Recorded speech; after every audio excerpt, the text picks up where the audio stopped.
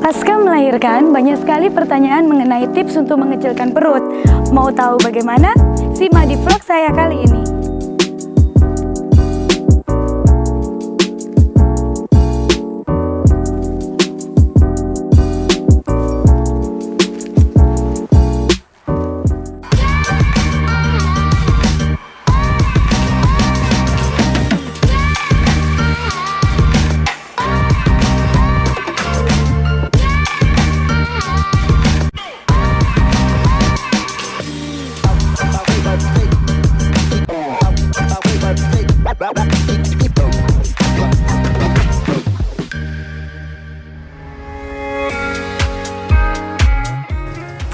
Ada beberapa faktor yang mempengaruhi proses mengecilkan berat badan selama masa setelah melahirkan atau pasca bersalin. Salah satunya adalah faktor genetik, kemudian faktor bentuk dan ukuran tubuh sebelum ibu mengandung. Kemudian ada juga faktor kenaikan berat badan selama masa kehamilan dan seberapa banyak bunda-bunda itu melakukan aktivitas atau olahraga setelahnya. Cara mengecilkan perut salah satunya dengan menyusui.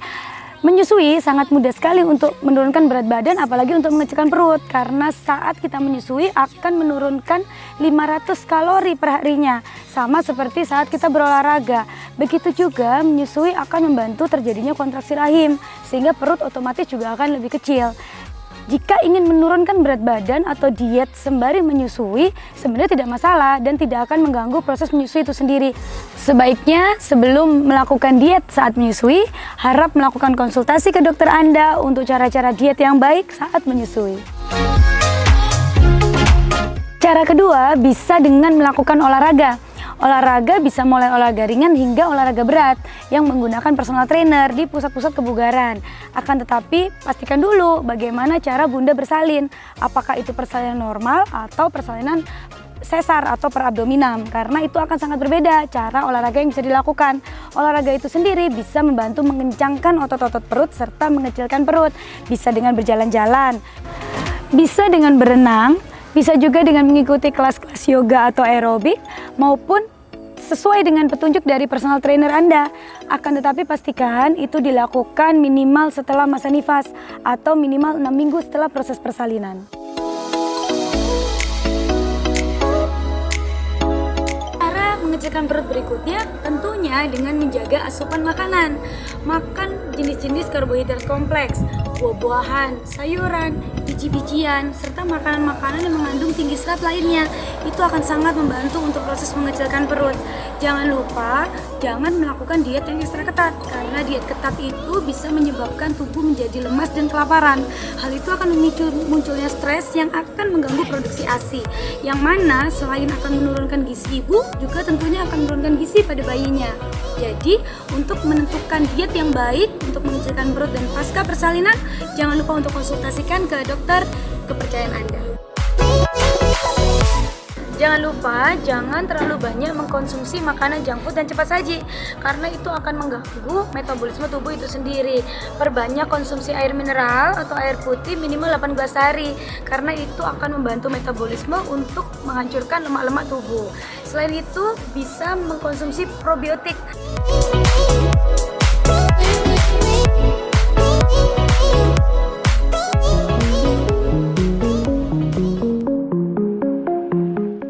Lalu bagaimana dengan penggunaan korset yang katanya korset itu bisa mengecilkan perut? Mitos atau fakta? Jawabannya mitos ya. Jadi korset itu sendiri tidak bisa mengecilkan perut. Mungkin bisa mengencangkan perut tapi tidak mengecilkan. Tapi penggunaan korset itu sangat disarankan untuk dipakai pasca melahirkan. Kenapa? Menurut penelitian, penggunaan korset itu sangat penting sekali karena korset itu bisa mengurangi terjadinya nyeri, mengurangi kondisi nyeri terutama untuk pasien-pasien pasca persalinan sesar. Karena ditengarai, penggunaan korset bisa menstabilkan rahim dan dinding perut agar tidak terlalu sering terjadi goncangan, terutama saat melakukan aktivitas-aktivitas ringan. Penggunaan korset pun bisa mengurangi terjadinya memar pasca persalinan sesar.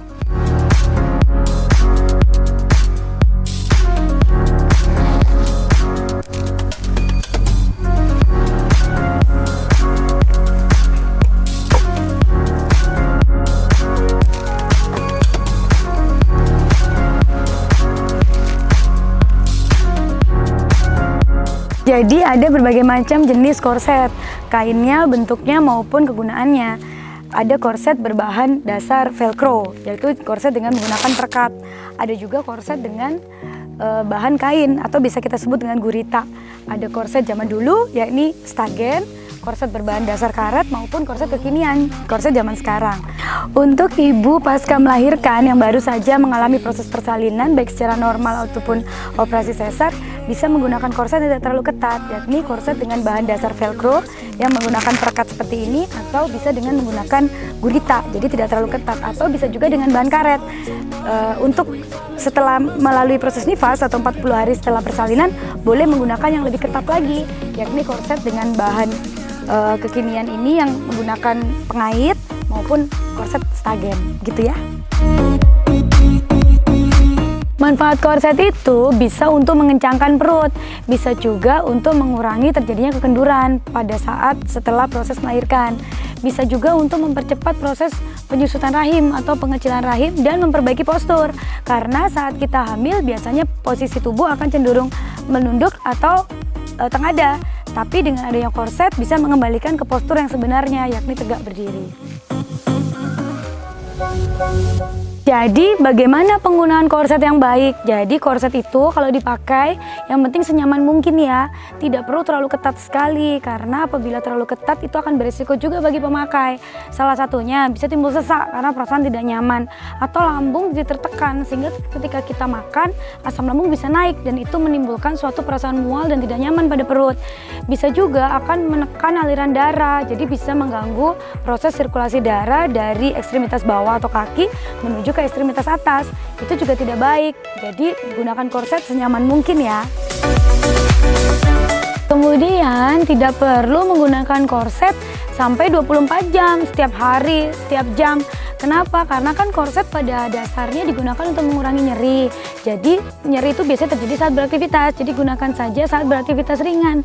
Ketika kita sedang istirahat, tidak perlu memakai korset. Selain itu, jangan lupa untuk sering-sering mencuci korset yang telah dipakai. Kalau bisa setiap hari diganti atau setiap terkena kotoran, misalnya terkena ASI atau terkena makanan, segera diganti dan cuci.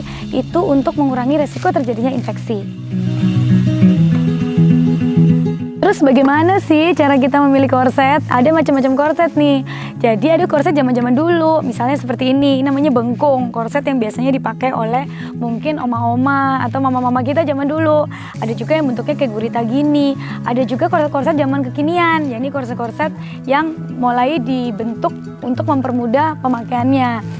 Untuk penggunaannya sebenarnya bebas ya, mau pakai bengkung, mau pakai gurita, mau pakai korset-korset kekinian atau bahkan korset yang langsung bersatu dengan celana. Jadi mulai dari perut sampai celananya langsung, itu juga bebas. Yang penting itu nyaman. Jadi prinsip kenyamanan itu harus tetap dijaga. Ketika ibu-ibu memilih korset dengan bahan yang tidak nyaman, akhirnya timbul kemerahan, timbul gatal-gatal, otomatis jangan dipakai ya.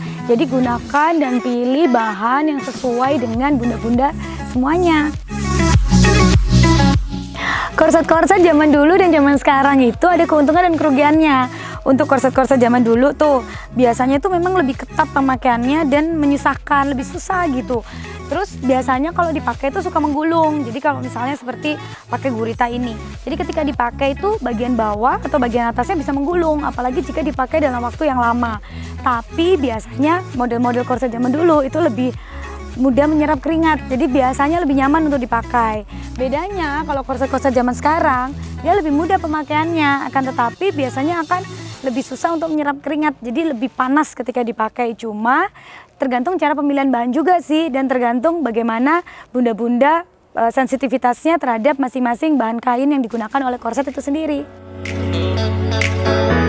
Intinya penggunaan korset untuk mengecilkan perut itu adalah mitos, akan tetapi memang penggunaan korset itu sangat dianjurkan. Boleh, tetapi tidak wajib ya bunda, tergantung kenyamanannya masing-masing ketika menggunakan korset itu sendiri. Dan jangan lupa penggunaannya tidak boleh terlalu ketat dan tidak perlu sampai setiap saat atau 1 kali 24 jam. Jadi kembali ke bunda-bunda, gimana, nyaman nggak untuk pakai korset?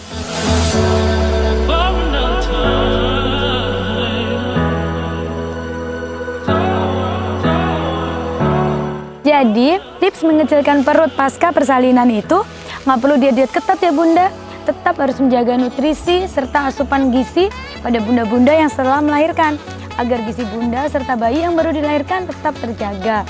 Jangan lupa subscribe, like, comment, and share, serta aktifkan tombol lonceng agar Anda yang tahu video saya berikutnya. Everything about woman, health, and stay with me, your obstetrician and gynecologist. Makan dulu ya.